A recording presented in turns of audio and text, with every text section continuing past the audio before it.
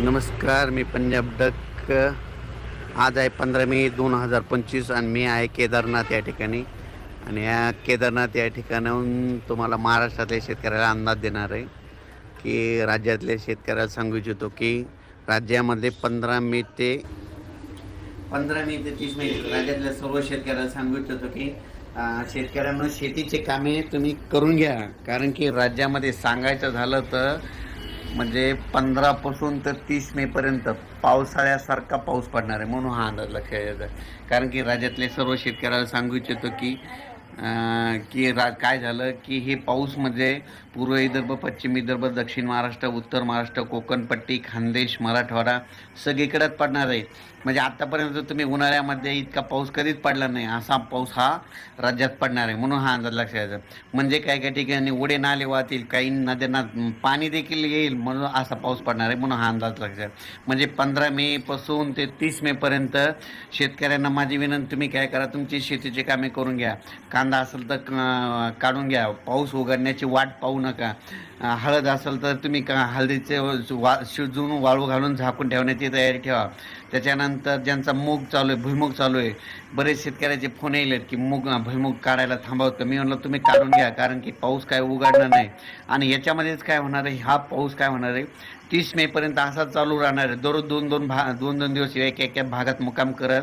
आणि 30 मे नंतर काय होईल, परत मान्सूनचा पाऊस येईल, 1 जून लगेच मान्सून याच्यामध्ये इन्व्हॉल्व्ह होऊन जाईल.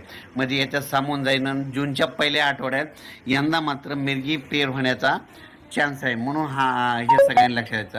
आणि राज्यातल्या शेतकऱ्याला सांगू इच्छितो की म्हणजे यावर्षी 15 मे ते 30 मे दरम्यान मान्सूनपूर्व पाऊस चांगला कोसळणार आहे, म्हणून हा अंदाज लक्षात यायचा.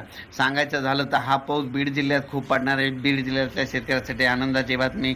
त्याच्यानंतर बीड जिल्हा, धाराशिव जिल्हा, लातूर जिल्हा, सातारा, सांगली, सोलापूर, कोल्हापूर, नगर, पुणे, नाशिक, नंदुरबार, धुळे, जळगाव, बुलढाणा, अमरावती, अकोला, वर्धा, नागपूर, भंडारा, गोंदिया, चंद्रपूर, त्याच्यानंतर परभणी, यवतमाळ, वाशिम, हिंगोली, बीड, जालना, संभाजीनगर, म्हणजे सांगायचं झालं सगळीकडेच पाऊस पडणार आहे, म्हणून हा अंदाज लक्षाचा. त्याच्यानंतर बीड जिल्ह्यासाठी आनंदाची बातमी.